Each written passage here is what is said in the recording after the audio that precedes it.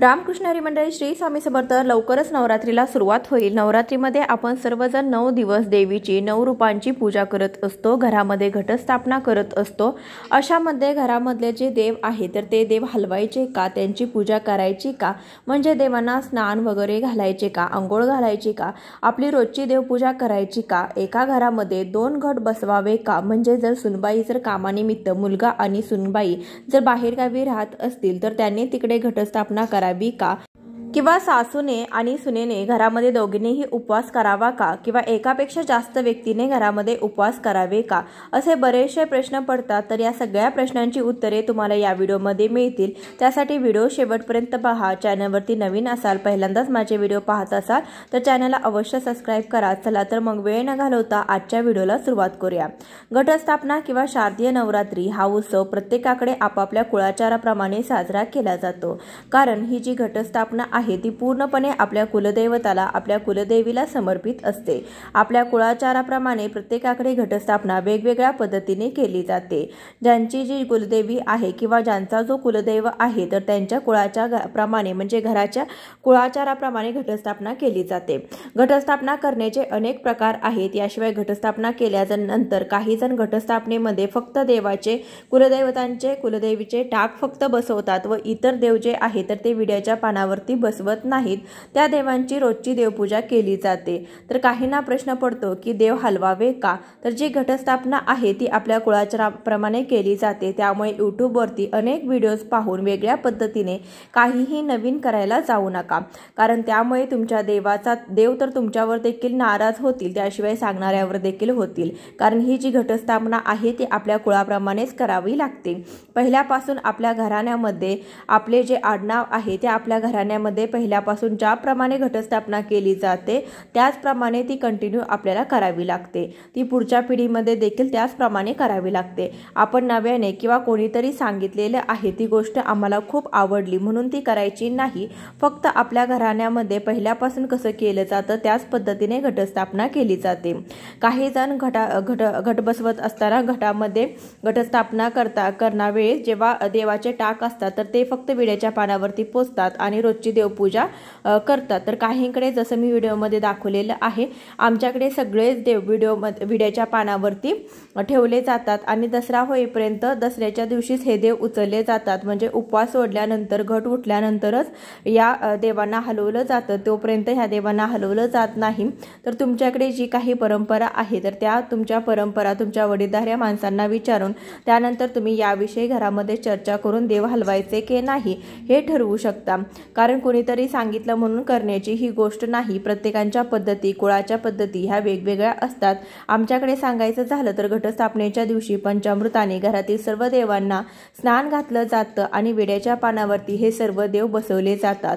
ज्यावेळी दसरा असतो त्या दिवशी हे देव काढून त्यांना स्नान घातलं जातं आणि त्यांना पुन्हा पूजा केली जाते. त्यांची षोडोपचारे पूजा केली जाते. याला देवघटी बसलेत असं देखील म्हटलं जातं.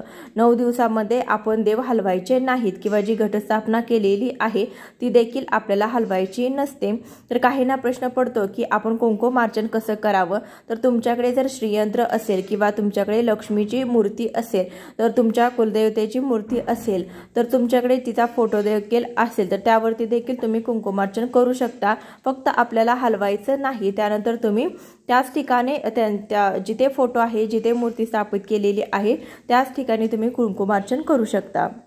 जसं मी व्हिडिओमध्ये दाखवलेलं आहे तसं तुम्ही जेव्हा नागवेलीच्या विड्याच्या पानावरती सगळे देव किंवा सगळे जे श्रीयंत्र वगैरे आहे ते स्थापित कराल तेव्हा त्याच ठिकाणी व्हिडिओ दाखवल्याप्रमाणे आपल्याला कुंकुमार्चन करायचं आहे. कुंकुमार्चन तुम्ही अष्टमीला करू शकता, नवमीला करू शकता किंवा नवरात्रीच्या 9 दिवसामध्ये तुम्ही कधीही कुंकुमार्चन केलं तरी सुद्धा चालेल. पण तुम्हाला असं जर कुंकुमार्चन करायचं नसेल तर त्यानंतर तुम्ही एक सुपारी घेऊन ती सुपारी तुम्ही तामणामध्ये ठेवून त्याची कुलदेवी किंवा माता लक्ष्मी म्हणून स्थापना करू शकता आणि त्यावरती देखील कुंकुमार्चन करू शकता. परंतु आपल्या देवघरातील जे देव आहे ते टाक आहे तर ते हलवले जात नाही. त्यासाठी तुम्ही अशा प्रकारे जी काही सुपारी आहे तर ती सुपारी ठेवून देखील कुंकुमार्चन करू शकता.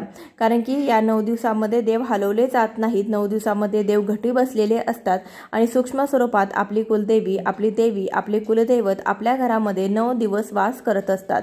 त्यासाठी आपल्याला हे देव हलवायचे नसतात। तर आपल्या कुळाचाराप्रमाणे पूर्ण नियम पाळून तुम्ही घरामध्ये घटस्थापना करावी। जर मुलगा आणि सून जर बाहेरगावी राहत असतील आणि सासू सासरे जर गावाला असतील तर त्यांनी सेपरेट घट बसवावा का असा प्रश्न देखील मनामध्ये येतो। परंतु असा सेपरेट घट बसवला जात नाही। आपल्या घरातील जी मुख्य माणसे आहेत म्हणजे जे सासू सासरे, जे वडीलधारी माणसे ज्या घरामध्ये राहतात त्या घरामध्ये घट बसवला जातो। सेपरेट बाहेर इतरांनी घट बसवू नये। एका घरामध्ये एकच घट बसवला जातो। एका घरामध्ये 2 किंवा अधिक घट बसवत नाहीत। त्यासाठी जोपर्यंत तुमचे सासू सासरे, तुमचे वडीलधारी माणसं आहेत तोपर्यंत ते जिथे आहे त्याच ठिकाणी घट बसवावे। तुम्ही तुमच्या घरी फक्त विड्याच्या पानावरती देव बसवायचे आहेत।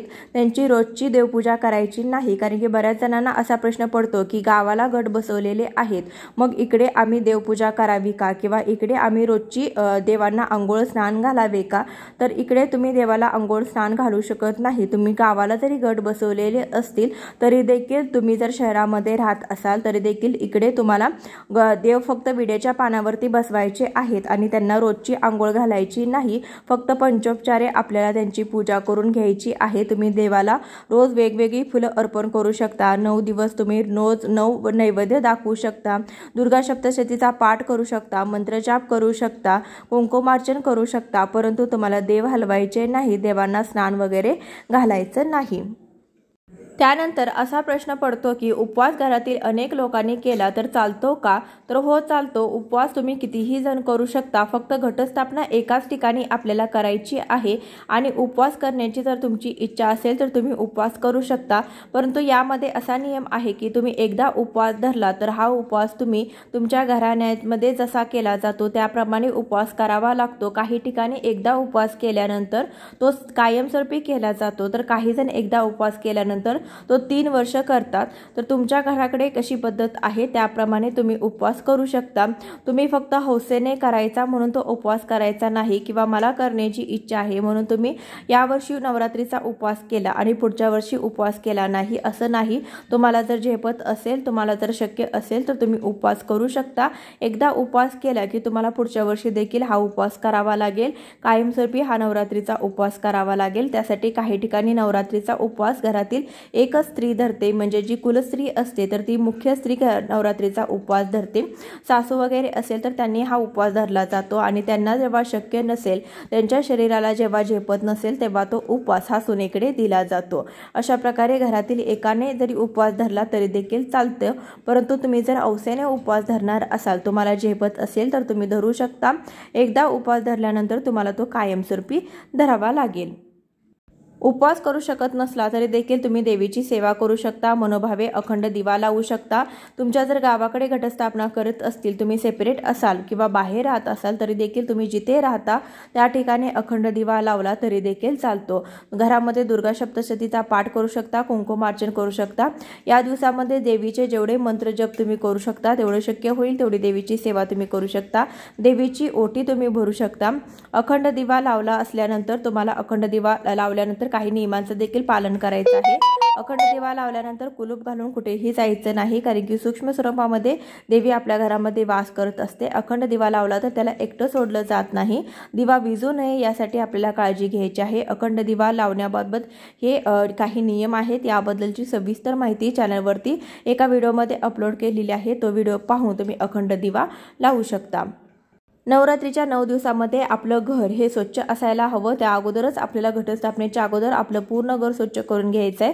घरातील जाळजळमट असेल किंवा घरामधील जे कानकोपरा असेल, अंथरूण पांघरूण असेल, बेड कव्हर असतील, खिडकीच्या स्क्रीन असतील, कोणतंही तुमचं जे साहित्य आहे तर ते सर्व तुम्हाला स्वच्छता करून घ्यायची आहे। कारण की या दिवसामध्ये देवी आपल्या घरामध्ये सूक्ष्म स्वरूपामध्ये वास करत असते आणि जिथे स्वच्छता आणि शांतता असते अशा घरामध्ये देवीचा कायमस्वरूपी वास असतो। त्यासाठी तुम्हाला तुम्हाला या दिवसामध्ये घर आपलं अतिशय स्वच्छ ठेवायचं आहे।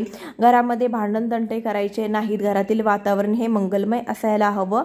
आपण उंबरठ्यावरती हळदीचं लेपन देखील करू शकता। तुम्ही मुख्य दरवाजावरती आंब्याचं तोरण लावू शकता। घर सुशोभित आणि स्वच्छ ठेवू शकता। देवीचा मंत्र जप करू शकता। तुम्ही टीव्हीवरती फोनवरती देवीचे मंत्र देखील चालू ठेवू शकता। नवरात्रीच्या 9 दिवसामध्ये घट बसले तरी देखील आपण सकाळ संध्याकाळ देवीची पूजा करायची आहे। देवीची पूजा करत असताना तुम्ही धूप दीप ओवाळून घ्यायचे आहे, घंटी वाजवून घ्यायची आहे।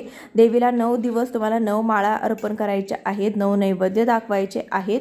तुम्ही होईल तेवढी तुम्हाला शक्य असेल तेवढी तुम्ही सेवा देवीची करू शकता। मनापासून केलेली सेवा ही देवापर्यंत नक्कीच पोहोचते। तुम्ही तुमच्या इच्छेने आणि तुमच्या क्षमतेने होईल तशी देवीची सेवा केली तर नक्कीच देवीचा आशीर्वाद तुम्हाला लाभणार आहे। या 9 दिवसामध्ये जर आपल्याला सुतक आलं तर आपल्याला घटाला माळपाणी करायचं नाही किंवा घटाजवळ आपल्याला दिवा देखील लावता येणार नाही, कारण की सुतकामध्ये कोणतीही पूजा केली जात नाही। परंतु जर तुम्हाला मासिक धर्म आला तर देखील तुम्ही काही नियमांचं पालन करायचं आहे। तुम्ही इतर वेळी जर मासिक धर्म पाळत नसला तरी देखील या नवरात्रीच्या 9 दिवसामध्ये आपल्याला मासिक धर्म पाळायचं आहे। देवाला जी माळपाणी करायचं आहे किंवा देवाची जी काही पूजा करायची आहे, फुलांच्या माळा घालायच्या आहे ते तुम्ही इतर व्यक्तींकडून करून घेऊ शकता।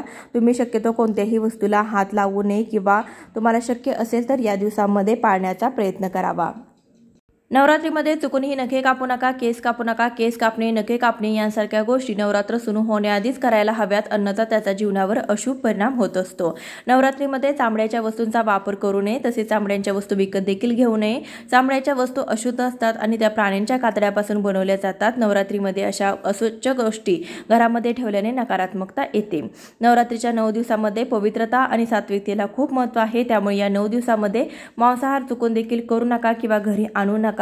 नवरात्रीमध्ये लसूण कांदा ही खाण्यास मनाई आहे। तुम्ही जर लसूण कांदा पाळत नसाल देवीच्या नैवेद्यामध्ये लसूण कांद्याचा वापर चुकून देखील करायचा नाही। नवरात्रीमध्ये लिंबाचा वापर केला जात नाही। या काळामध्ये लिंबू कापणे हे यज्ञासारखं मानलं जातं, त्यामुळे लिंबू खाल्लंही जात नाही किंवा लिंबू घरामध्ये बनवलं जात नाही। 9 दिवसामध्ये लिंबाचे लोणचे देखील खाणे टाळलं पाहिजे। व्रत उपवास करणाऱ्या व्यक्तीने ब्रह्मचर्याचं पालन करावं। यासोबतच वागण्यामध्ये क्षमाशीलता, औदार्य आणि उत्साह असायला हवा। उपवास करणाऱ्या व्यक्तीने वासना, क्रोध, लोभ आणि आसक्तीपासून दूर राहावे। उपवास करणाऱ्या व्यक्तीने खोटे बोलणे टाळावे, सत्याचे पालन करावे, मनावर नियंत्रण ठेवलं पाहिजे। कुणालाही शिव्या देणे टाळा। व्रत करणाऱ्या व्यक्तीने आपल्या इंद्रियावरती नियंत्रण ठेवावं। सर्व प्रकारच्या तामसिक भावनांचा त्याग करावा। उपवास करणाऱ्या व्यक्तीने पलंगाऐवजी जमिनीवरती झोपावे। जर तुम्ही जमिनीवरती झोपू शकत नसाल तर तुम्ही चटईवरती झोपू शकता, परंतु उपवास करणाऱ्या व्यक्तीने झोपण्यासाठी मऊ गादी वापरणे टाळावे। शक्य असल्यास 9 दिवस गादीशिवाय झोपावे। आजच्या व्हिडिओमध्ये बरीचशी माहिती देण्याचा प्रयत्न केलेला आहे। व्हिडिओ आवडला असेल तर जास्तीत जास्त लोकांपर्यंत नक्की शेअर करा। चॅनलवर नवीन असाल तर सबस्क्राईब करा। तुमच्या काही शंका असतील तर कमेंट करून विचारू शकता। भेटूया अशाच एखाद्या व्हिडिओसोबत। तोपर्यंत श्री स्वामी समर्थ। जय जय स्वामी समर्थ।